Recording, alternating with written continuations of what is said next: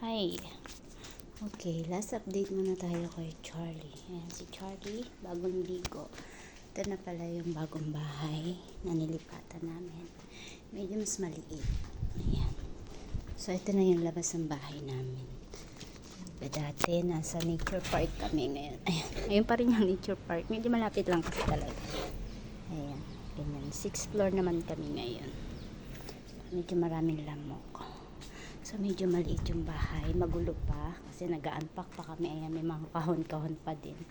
Si Charlie, mamaya, ay mag-holiday.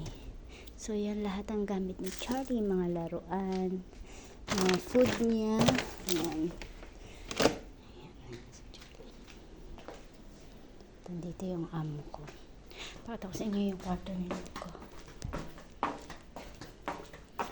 Ayan, marami pa. Marami pa rin kahon. Ayan. Ito naman yung kwarto ni Luka. Maliit din siya. Shout out pala sa lahat. So, dito, ito may last upload. Ayan. Ito yung labas. Ayan yung gate namin. Ito man na yung last upload ko for now. Medyo magiging busy ako in few days. So, shout out sa lahat. Sorry sa mga hindi ko na matatambayan at may play for now. Kasi, naalis kami. Aalis ako.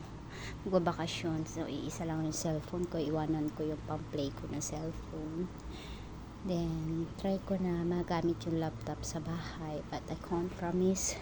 So, shout out sa lahat. Kuya Boy Pasyaw, si Amida Sok. Sorry, hindi ako makakapunta sa live nyo ni Sis Rain. Sorry talaga. Baby ko Derla, Kuya Benny, miss you. Sir Rick, Sir Ram, Sis Arsenia, at syempre sa Team Potete. Parehas. So, bye for now. Nag-update lang ako kay Charlie at saka sa bagong bahay namin na nilipatan. So, love you all. Sis Rosana. Bye. Sis Walk. Ingat, ingat. Ingat kayo lahat. Bye-bye.